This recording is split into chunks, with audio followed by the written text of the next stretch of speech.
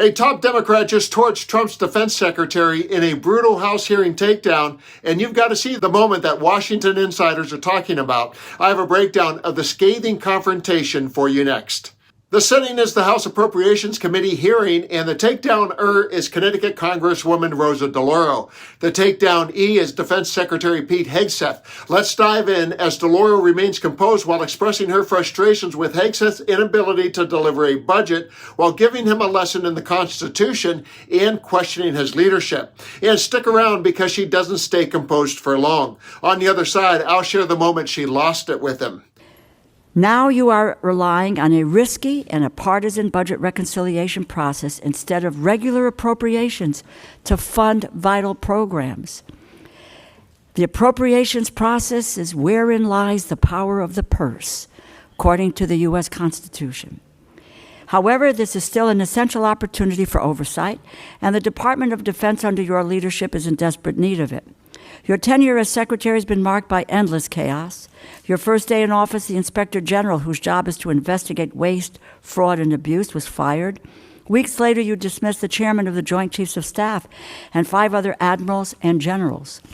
Your careless sharing of military secrets in a non-secure signal chat, which could have placed American airmen in danger, led to the firing of former National Security Advisor Waltz. You have directly fired several of your top advisors, and the ranks of civilian staff have been decimated within key agency posts, including the Defense Health Agency and the Missile Defense Agency. Mr. Secretary, of all the cabinet departments, stability at the Department of Defense is the most critical for Americans' safety and security. Going after waste in defense and an audit among contractors long overdue, as is a fresh look at defense after what we learned in Ukraine.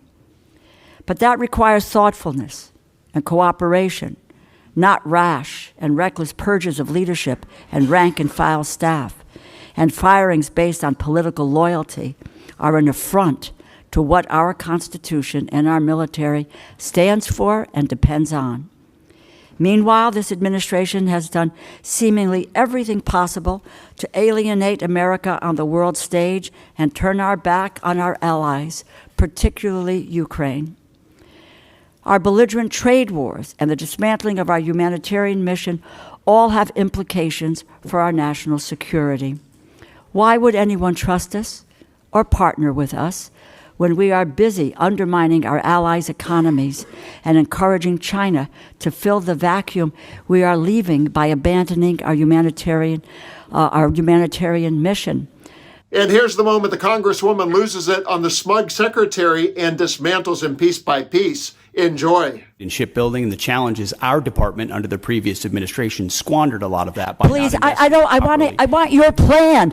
I've had difficulties with the prior administration, and I don't mind calling them out. What is your plan for the future? Can we get that in writing and on paper so that we know where you're going? Because we don't have anything today. We have zip, nada, and knowing where you're going. You can talk percentages, you can talk about whatever you want, but unless this committee sees dollars and cents and where you're going and what your plan is, then we may reconsider what you need to do to go forward. Give us the details. Congresswoman, we have the details and we will provide them. Then let's have them before and my hope is that we could get to it before we go to a markup within a few hours here today. I yield back my time, Mr. Chair. What you just saw wasn't just a dressing down, it was a political reckoning. Pete Hegseth, a MAGA media personality turned defense secretary, has raised eyebrows for his lack of experience, the signal chat scandal, and failure to deliver a coherent budget. And that's exactly why many see him as the Trump official most likely to get fired. And DeLauro wasn't just calling out his incompetence, she was using the moment to put Trump's entire approach to governance and need to blame everything on Joe Biden on trial. Her takedown sent a clear message. Loyalty to Trump doesn't excuse you from accountability, especially when national security and taxpayer dollars are at risk. In fact, it makes you that much more worthy of a public flogging. But DeLauro did not just use Hegseth as a Trump proxy. I'll close this report by giving her the final word. Watch as she leaves no doubt that Donald Trump, the commander-in-chief of chaos, is on trial. Conflicts around the world that President Trump promised he would resolve overnight are only escalating. While we need to focus and prepare for threats to freedom and democracy worldwide, the Department of Defense is mired in controversy and chaos.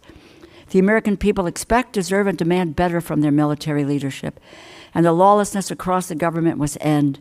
This administration has unlawfully dismantled agencies and stolen funding across the government to give billionaires a tax break. America's future soldiers are learning in our public schools. Our future sailors might rely on Medicaid to see a doctor. Our future airmen and women might only have a meal to eat because of SNAP or food stamps, or they may live in subsidized housing. If tomorrow's service members are worried today about having their most basic needs met, then they are being held back from their fullest potential, and that weakens our national security. National security is not just machines and munitions. It requires a whole-of-government approach, which is why this administration must provide us an acceptable and complete budget as soon as possible so we can conduct proper oversight, and why this administration must cease the lawless stealing of appropriated funds. I thank